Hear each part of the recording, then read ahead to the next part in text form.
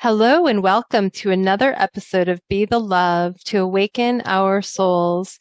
Thank you so much again for tuning in this week. I'm Stacy Musial. And I am Brenda Carey with our special guest, Sarah Vie.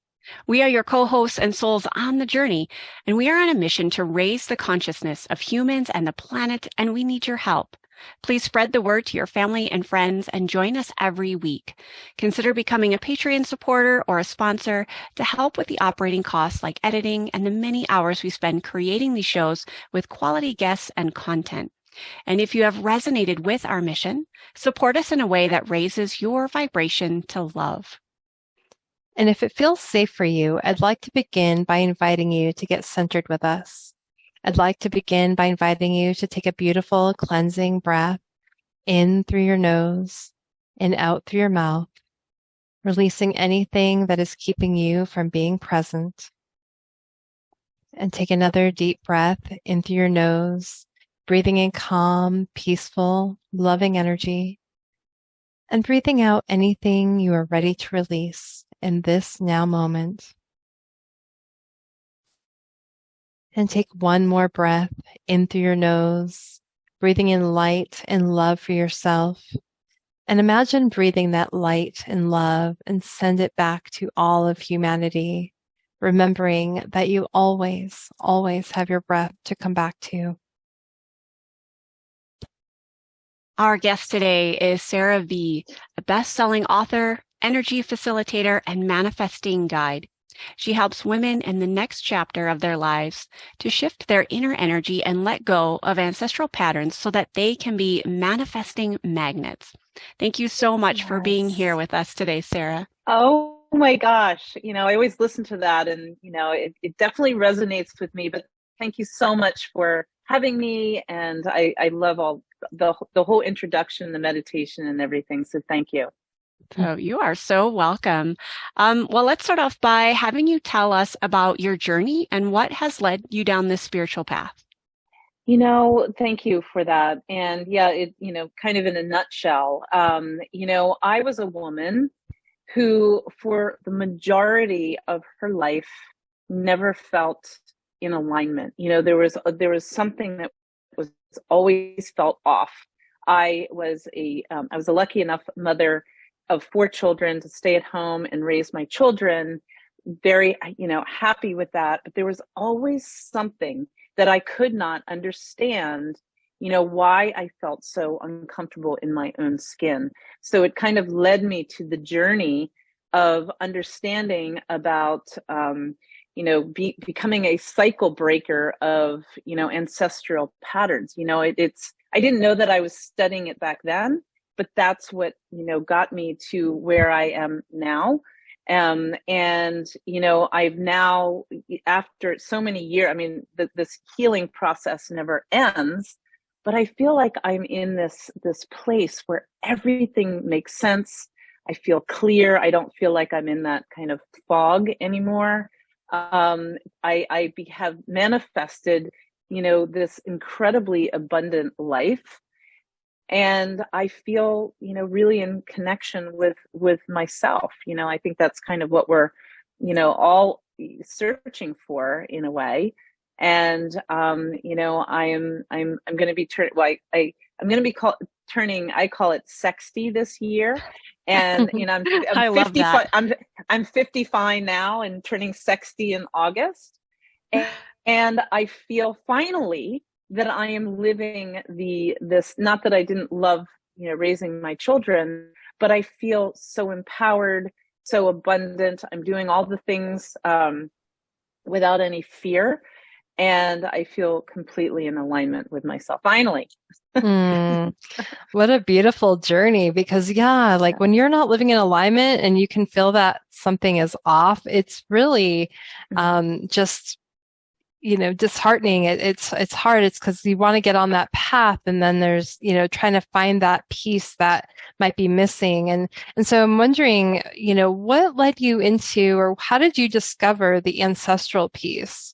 Because I think that's such a key component for healing and being able to shift some of these generational patterns. And, how did you come to that place? Well, because I've always been into meditation. I have trained with many energy facilitators. I never call myself a healer because I just don't believe that, an individual can heal somebody else. I can facilitate the energy and show the energy of what perhaps is stuck, but I just don't believe, that I can actually heal it. The power is in the person that is being healed.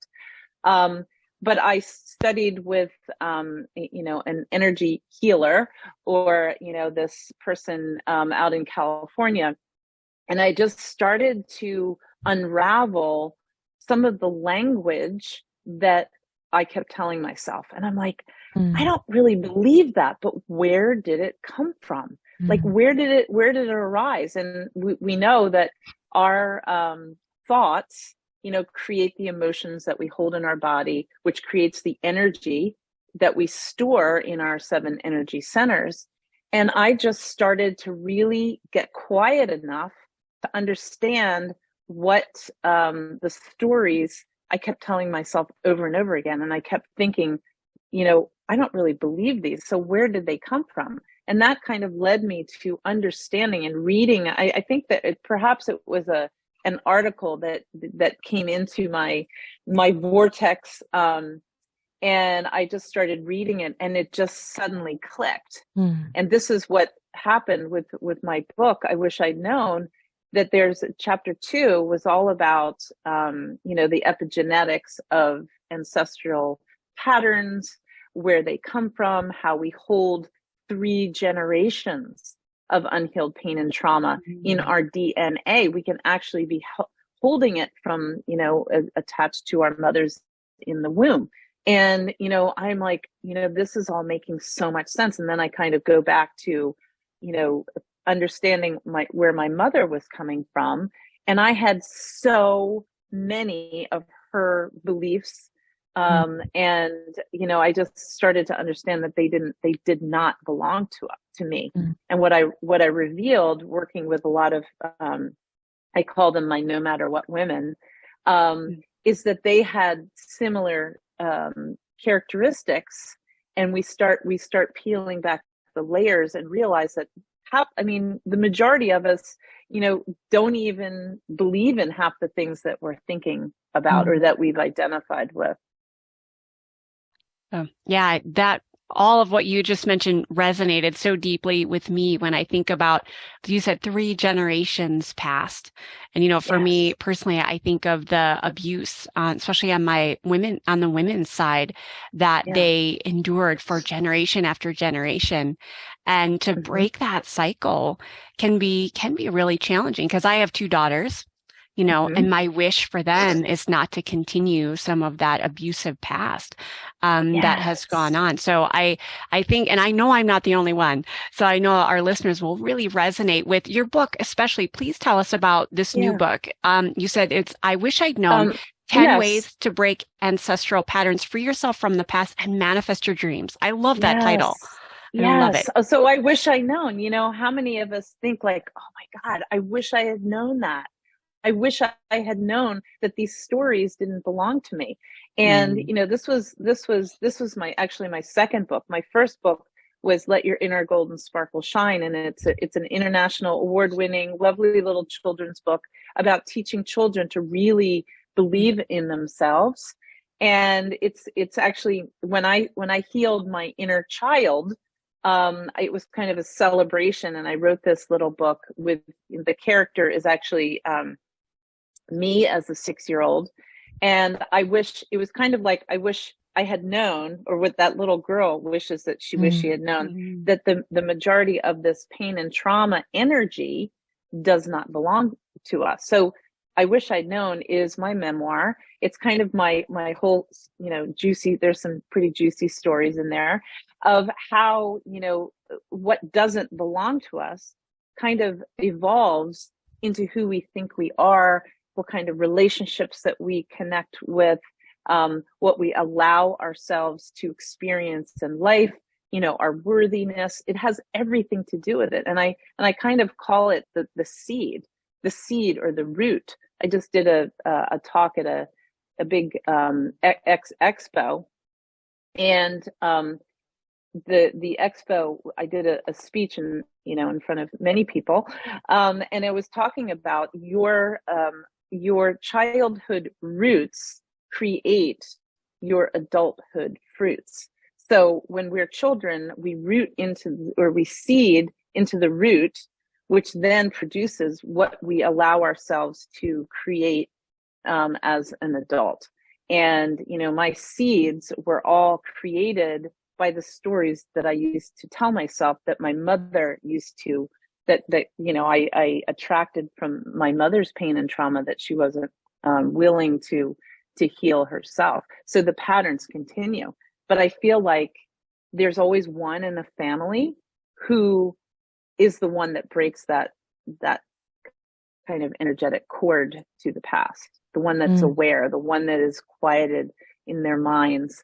So my book is all about those 10 ways to help you to release that energy that we all hold. And every single one of us has had some sort of pain and trauma in our lives. You can tell us that we've had a perfect childhood. I call him my husband, but my husband always used to tell me he had a perfect childhood, and he wasn't the one that had the issues. It was me. And I'm like, with that mother? So every single one of us has had some sort of pain and trauma, because trauma is all about the interpretation of a child. We look back on what happened to us as an adult, but as the child is interpreting what is happening, it's completely different, and that interpretation becomes our adulthood energy. Yes, absolutely. I love what you said about there's that one person in every family that is there to break those patterns, because I've seen that in my own work as well. And, and I'm wondering, well, one, in your experience, is it, for me, it tends to be that person that feels maybe like an outsider, like they don't quite belong in the family. But they're there to shed light and maybe plant seeds, and they've develop themselves a little bit, maybe on a different consciousness level, not better or worse, but just like their consciousness level might be a little different than where their family's vibrating at that time. Is that true in your experience, or what have you seen as far as that person? Because I think there's a lot of people that feel that they might not belong in their families.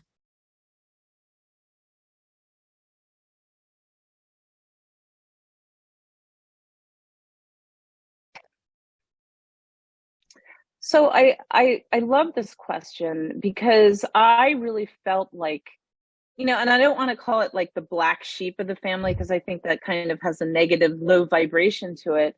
But I always felt different, because I was the one that was always in tune with her emotions. My mother was, bless her soul, was English, and the English have a very, different way of expressing emotions. I think it's kind of the lack of expressing any emotions. The way in my book I talk about, the way we healed in our family was we drank a lot of, oh, do have a cup of tea. That was how we kind of healed ourselves. And I just didn't fit in. Like, I didn't know how to do that. I was very expressive. I was very emotional. And I was the one that kind of was, in a way, the emotional glue in the family. My mother didn't want to have anything to do with feeling emotions.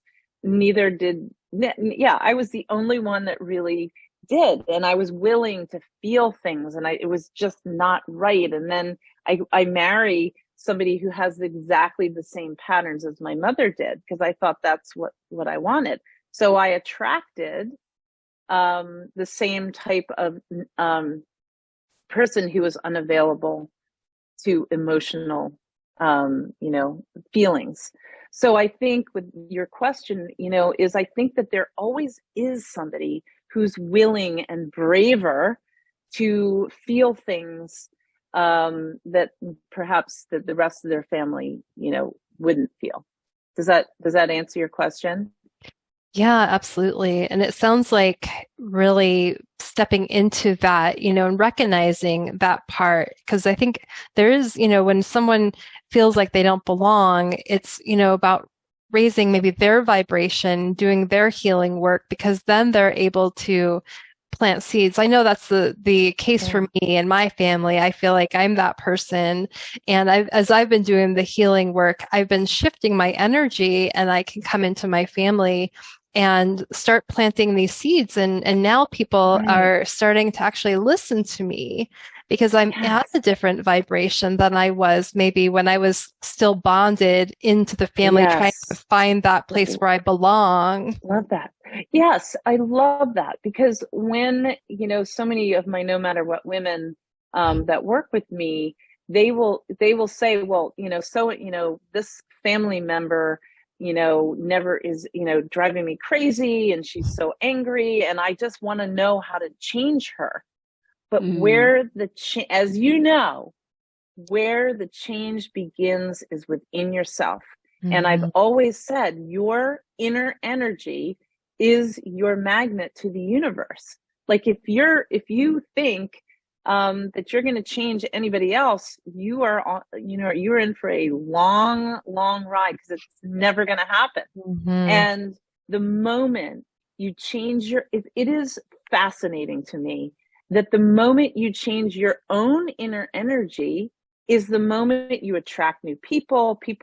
I mean, I had a lot of resistance from my own family when I started, really getting deep into this work, because, I was accused of abandoning the family, and that I wasn't, I was never there for them, but I really was, but I was putting myself first, and they weren't used to that. But when I started to shift, my children shifted. The people that I attracted, into my life, family and friends, started to shift. So it starts with everybody shifting their inner energy so that you can attract what you want. You can't do it from the outside in, you do it from the inside out. I think it's interesting you talk about this shifting process. What are some of the ways that we can kind of begin this shift?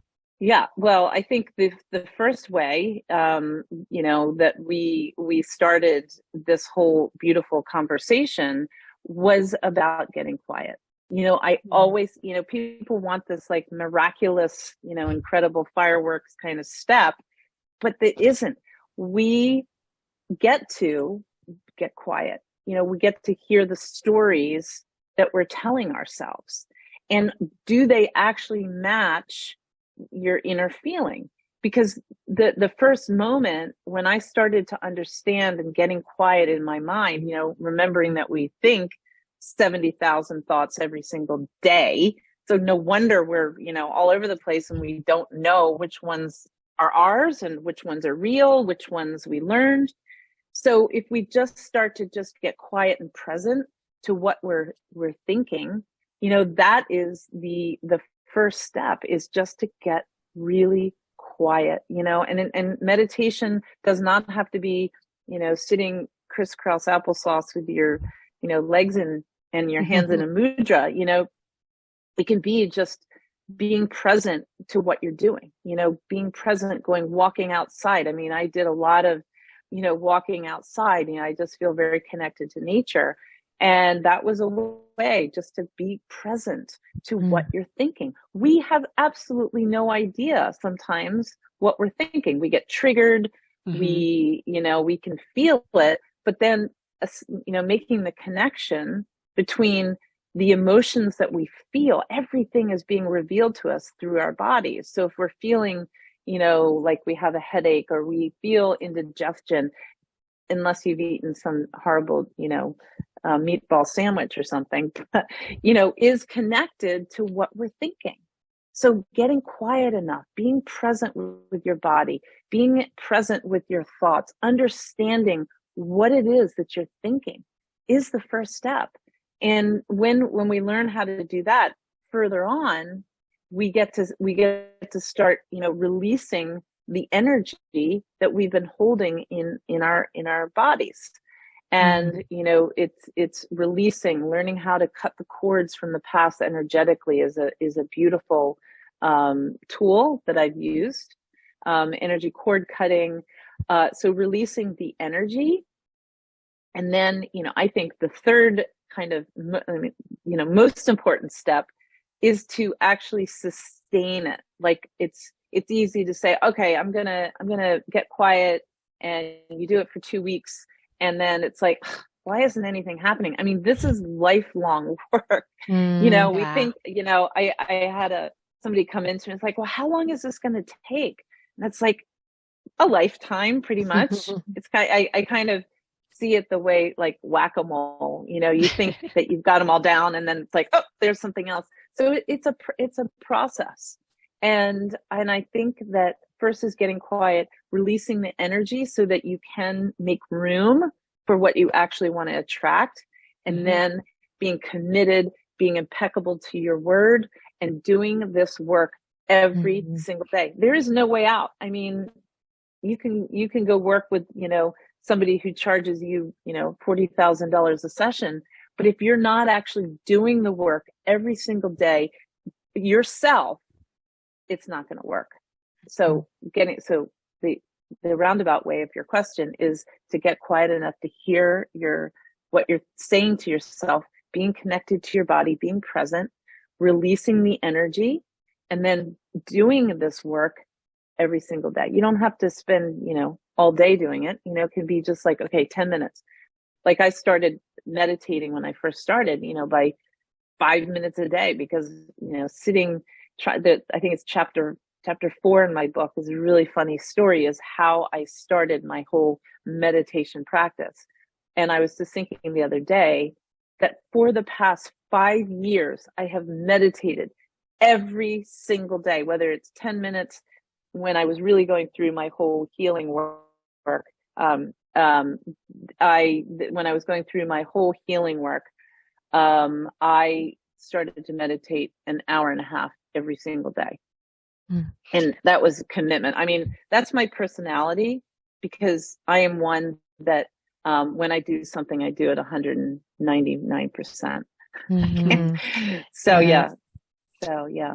Beautiful. Thank you. Yeah. So much for sharing those. And so, yeah, I think meditation, getting quiet and really connecting to our bodies and ourselves and where things are showing up, because the mind can get in the way, and the mind can, make up stories or, keep us distracted. And, so when we start to quiet down that ourselves, we can quiet down the mind chatter, and then we can truly listen. And so you mentioned cord cutting as one, and I think that can be such a powerful process. Can you explain a little bit more about that and what that looks like in your process? Yes. So, remembering that when we have had an experience, when we have had, a thought that we repeat over and over again, it creates energy in our body, right? So when we use this tool, which is energy cord cutting, which I've been doing a lot of cutting or releasing, it's kind of a release tool. You kind of, really get present in your mind. You think of, a situation that creates the fruit or the trigger that we feel in present day. So I'll just use an example in my talk that I just did. That there was an instance that created the fruit of me being completely and utterly afraid of failure, because I grew up with, this is all in my book, I grew up riding horses reluctantly, and my mother was very judgmental of me, and if I didn't do well, then she would stonewall me. She wouldn't speak to me for 3 days. So this little child is, I connected success with love, right? So what in my cord cutting, I would have somebody, just kind of bring up a situation that happened to you as a child, something that still causes a little bit of anger or, anxiousness or guilt or whatever the low vibration energy, emotion is. and you bring that up in your body and just really feel it in your body, feel where it shows up, like it was always showing up to me in my solar plexus. So then I have them just imagine that they're holding, a sword, a beautiful golden sword or a pair of scissors. Some people actually can cut cords with feathers. I have not had success with feathers. I need to have a good, sharp tool. and then you just envision that cord connected to wherever it shows up in your body. And then you see yourself, and I do a countdown and I say, and when I get to 1, you're going to see yourself actually in your mind's eye cutting that cord with the sword or the scissor or feather. And I know it's like a visualization, but I tell you what, because it's all in your mind, but it just gives you a sense that you have control over what it is that you want to hold on to. Mm-hmm. And sometimes, it's not just going to be like one chord and you're done. This is an over and over. I mean, I went through, weeks and weeks and weeks of cutting that same chord until I did not feel a trigger when I thought about it. Does that make sense? So yeah. Remember, your thoughts create the emotions that you feel. So now if you have, a sensation that keeps creeping up over and over again, you just keep going back until you don't feel that negative sensation again in your body. Yeah. And I'm just curious, like, are you picturing being cut from the other person? Like, do you have to have an image in mind or a person that you're trying to? It can be a person. It can be just kind of envisioning a situation that created that initial trigger. But it's an energy, and you can connect it to whatever. I always was connecting it to my mother because, that's where the experience was coming from. So I envisioned my beautiful, lovely English mother, with brown curly hair, and, in her little outfit that she would wear. And I connected the cord to her into my solar plexus, because that's where I didn't feel the power, our self power coming from. So my cord was always connected there, because that's where I felt the trigger, the sensation, anytime I would feel fear or anytime I didn't feel loved. And I would have to keep going back over and over again. And sometimes our seed or our root cords are pretty thick. So we have to keep, going back and slicing them, slicing it through and now nothing scares me. Like, I don't feel fear. I mean, if a bear was chasing me, perhaps, but, things don't scare me anymore because I know that sensation, the story that I was telling myself isn't real. Right. Now, I think visualizations, especially for releasing energy, can be so powerful. Yes. And you're right, it creates the space.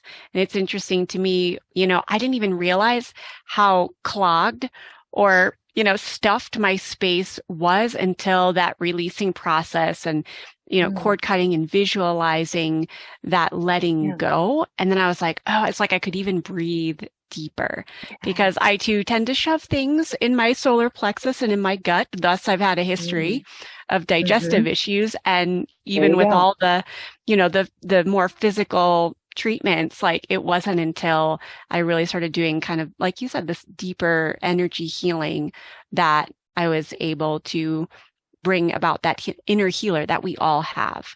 And consistency is key. And you're right. It's not glamorous. It's just like, I even schedule it in my planner. I mean, otherwise I won't do it. And I tell the women that I work with, I'm a holistic lifestyle coach, and I'm like, put it in your planner. Like, if you know you're going to forget, and you once the day starts and it kicks off, it's like, put it in your planner, put a little notification, and it happens. And then eventually you may not need the reminder, but at least it starts the habit of it. That's exactly what we're trying to do. We're trying to create a new habit that sticks. Like everybody, people have sometimes a difficult time exercising on a regular basis. I don't think about it at all now. It's just part of my life. Like I exercise 4 to 5 times a week. I just came back from a walk this morning, and I don't have to think about it, but because it's in I've been, working out for 100 years, it feels like, but, but it's just like drinking more water. Anything we have to do something consistently, not, once every 2 weeks and think, why isn't this working? Like I even, before people, come and work with me, I don't say, oh yeah, come on in. No, I have them do a test that I say, okay, what is one thing that you want to create in your life right now? And they'll say, oh, I just had a conversation this morning. So, well, I haven't been exercising. And I said, well, before I will work with you, I want to know that you can commit to one thing. So I have them do something for 7 days. And I want to see whether they have the ability to, and I've turned people away because this work doesn't work unless you are willing to do it every single day. It doesn't have to be, you don't have to go run a marathon every day, but just being able to create a new habit. I don't want to work with people. I mean, I'll work with anybody that wants to pay me, but I'm at a point now that I don't. Like I have to know that you're 100% committed to do the work, and then I'll show you exactly how to do it. And then everything changes. Yeah, and then that actually becomes more rewarding for you and the person because you're working with someone who wants and is empowered to make changes. And I think that, that can create massive shifts for both of you. And so I'm wondering if you could talk a little bit maybe more about some other tools that you offer people or that you've talked about in your book that can really help people shift some of these ancestral patterns. Yes, absolutely. So, releasing, understanding the story. But I think they're all really important. I hate to say that this is a really important, but this changed my life is when I started to change the relationship with my inner child. Like no 100%, because I used to have I used to parent myself. We all have inner children. And the way that we see our parents treating us is how we then speak to ourselves and treat ourselves when we're adults. And then we expect to have a different feeling and result when we're still saying the same things to ourselves over and over again.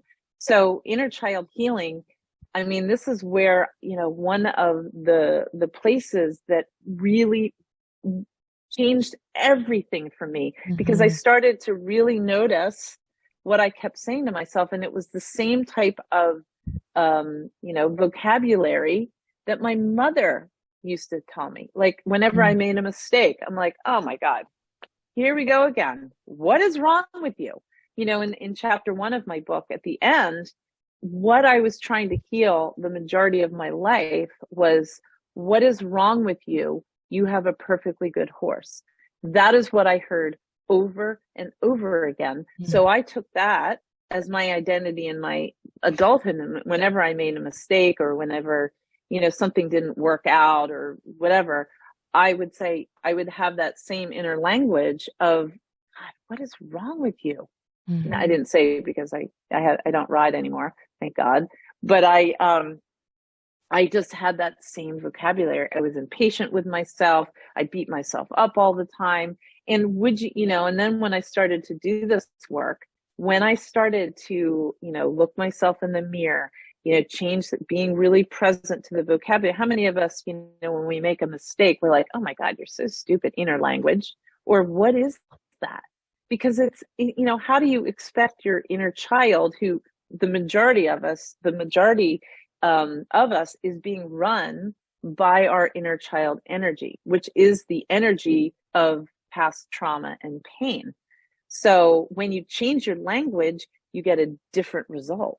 And, reparenting, I call it, I can't remember what chapter it's in. I think it's in chapter 6, where I was so present of how I was speaking to myself. And that, we think that it really isn't, but and that's when I wrote that book, was in celebration, Let Your Inner Golden Sparkle Shine, that I changed my inner language. And that's part of self-love as well. Mm-hmm. So there's many different steps, but the reparenting changes the energy that we're holding, in our bodies. So reparenting our inner child is another really, really important step.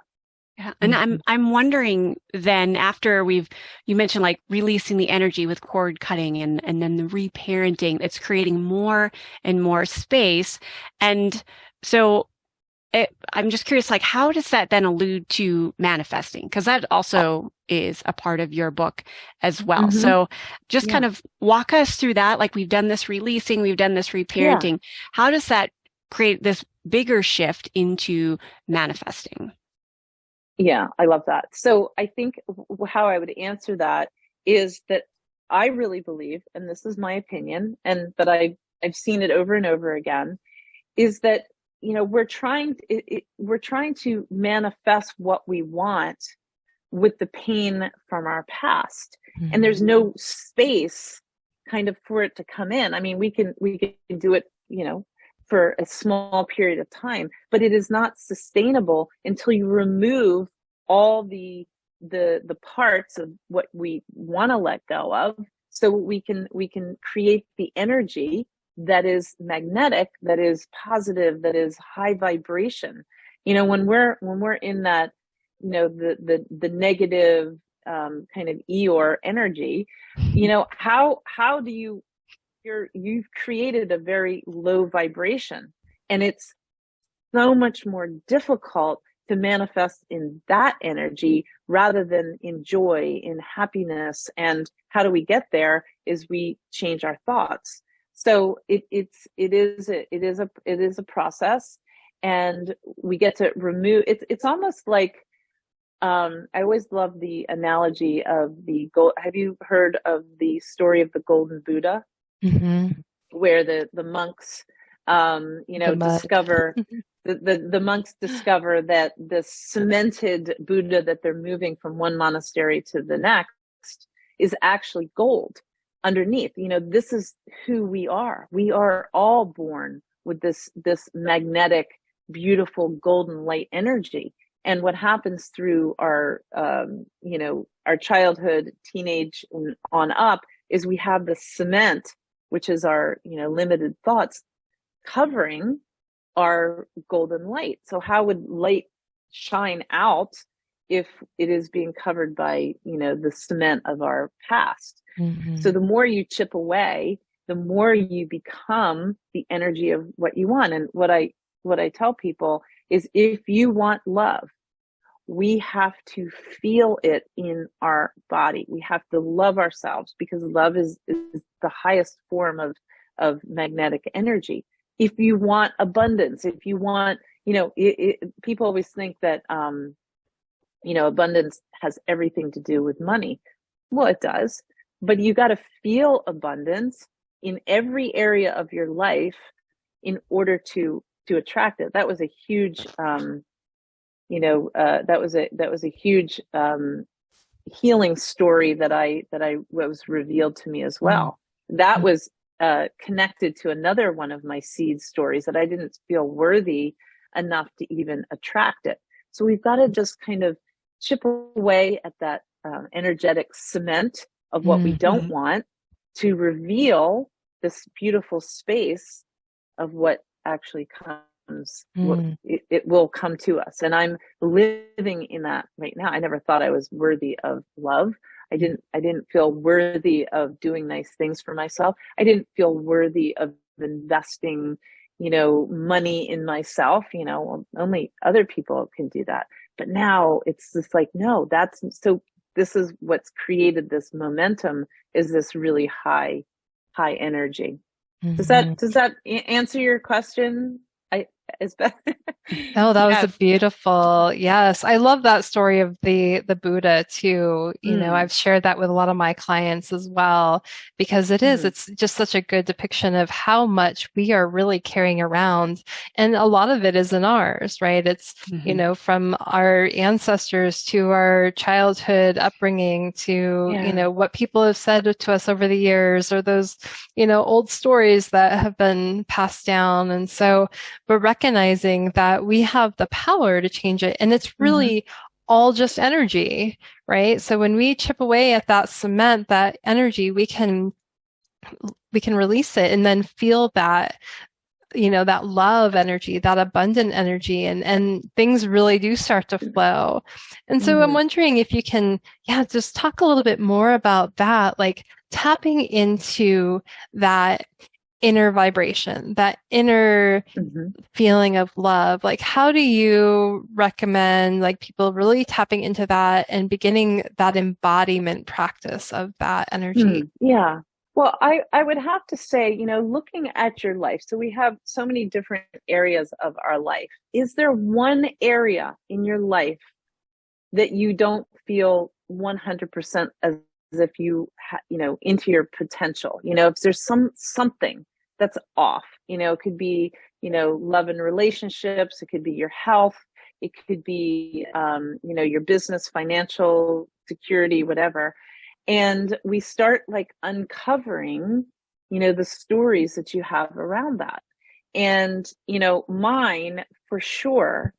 And, going back to my husband, he was, when we got married 32 years ago, he was there to match my need of where I was in my life. I wanted security. I wanted, a partner who we could raise a family with. So I needed security back then, and he provided that. He was an amazing provider, but I didn't realize that I needed the emotional part. And I literally started to understand that it would just, I mean, it was a match then, but then I started to grow, and he was not willing to, to grow with me. And so we kind of grew apart. I can't remember what was your question. I always go off on these tangents and I can't remember what you said. What was your original question? That's okay. Yeah, I was just asking about how do we really embody that inner vibration and tap into that love and abundance and those feelings Yes. after, moving Yeah, through. that's right. Yeah. So I think, just see what area of your life is not 100% fulfilled. And I didn't believe in love. I didn't believe that I was receiving love. And so that it was completely off. So I started to uncover that, I started really getting into understanding, the seven chakras. And I started to really embody, healing my root chakra, which is the one chakra that holds the pain and trauma energy of our childhood. So I started to get into all that, and it's really just, not just, but it's a process of uncovering. Is there a place where you just know that there's more to you in that area? And I knew there was something more in in that love relationship. We've been apart. My husband and I were now officially divorced for 4 years, and now I've embodied love, and I'm now in this incredibly fulfilling emotional relationship that I've always wanted. I created that because I started to really, really love myself. So that's what I manifested. But I think we just have to look at, where do we feel off? Where do we feel off? I had an off energy when about financial abundance. And these past 2 years, I have never, and I used to see my worthiness and my value with how much money I was making. And now it doesn't have anything to do with that now. I live this incredibly abundant life. But yes, I have manifested the freedom that I've always wanted, to be able to travel and to invest in myself and, do whatever it is that I've wanted to do. So going back to that whole little quote is, your inner energy is your magnet to the universe. And if it's off, and if you feel blocked, start uncovering where you're holding those old limited stories that most likely are not yours. I love that. And I love all the work that you are doing for this planet, actually. I mean, for each person. So how do you truly see the bigger picture of healing the world? I mean, yes, we heal ourselves individually and we extend that out to others. Kind of what's the macro vision for the work that you do? I think it is teaching, for one, teaching women who, perhaps are over the age of 50 and into that beautiful next chapter of their lives, and having them really understand that the only energy in this world that is authentic is love, and is love for yourself. Because when you feel that, we can manifest whatever it is that we want. But I know that we as human beings, we really only are in about 40% of our true potential because of these limitations. And the more, and again, it seems so simple, but the more you connect to the energy of love, the more we become this incredible, powerful, energetic source. There is no magic pill, but the more I love myself, the more I'm able to spread that love to other people and make them spark that, the energy within themselves. And love is it. Like, there is no other thing. It's not, but it's not love for other people. It's first love yourself, so that people can, start attract. I mean, people stop me in the street. I mean, because I have really cute outfits too, but but people want to be around me because I feel this love, and I want everybody to tap into that, because we all have it within ourselves. Every single one of us has that love energy inside of us. And, if we choose, because it's a choice whether you want to, go deeper and tap in, but we all have that. So my theory is that, you do heal yourself to heal the world. Like, you heal it so that other people can see your light and see people say, well, I want what you have. It's like, well, it's taken a long time to get here, but it's possible. And I want everybody to know that it is possible within every single one of, I don't care who you are. No, it's not possible, because I didn't think it was possible. But to also recognize that love isn't just an emotion, but it's an energy of consciousness. And so that's what's being spread exponentially, because it's not dependent on anybody else except our own inner self, our soul, and it's coming from that deep place, and it's energetic, and it can spread so far and wide. Yes. And it, I call these things, in my book, I call it, don't be a when and thenner. When I have, whatever it is that I'm, wanting to manifest, then I'm going to be happy, and then I'm going to feel love. No, be it along the journey. And then when you get there, it's like the most magnificent feeling along the journey. It's not the destination. Wait, what is that? It's not the, it's a journey, not a destination. It's a journey, not the destination. Yeah. And yes, and it is possible for every single one of us. We've just got to chip away at why we're not feeling love. Like, why? We are the love. Yes. And it's podcasts like yours, of course, Be the Love. I love that, because we've got to be it in order to attract whatever, whether it's love, whether it's abundance, but the foundational energy is that's in all of us is love. We just don't realize that. And when we become it, whew. Yeah. But to recognize that we do have to go through the hard stuff as well. We can't just jump over that to get to the love. You know, there's process. Yeah, but I say to that too, that we can love the things that we don't want to. Absolutely. Yeah. And I am so happy that I had all these experiences, because it actually allowed me to be in this place that I am right now. Like, oh my God, like, you know, I read some of those stories and I'm like, holy cow, look what you've gone through. Like, and here you are at age 60 years old. You know, so I think it's just such a beautiful power, because that's why I think most people push things that they feel uncomfortable away, rather than like, I'm always like, bring it on, show me what I need to heal. So, you know, I have a really good relationship and a loving relationship with the things that I don't want now, rather than like, oh, God, here we go again. Why do I have to push it away?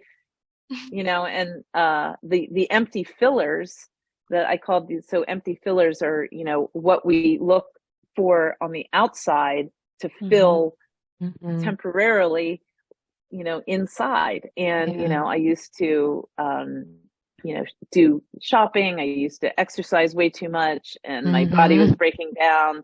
I did it all. I pretty much, you know, I drank too much. I didn't eat enough to starve my body, you know. So I did all that trying to think that was going to make me feel the love for myself. And it just is never going to come from that. Well, thank you so much for oh my gosh, sharing what a lovely adventure you've been on in a journey. And as we wrap it up, Sarah, can you tell our listeners where they can find you and anything you're currently working on?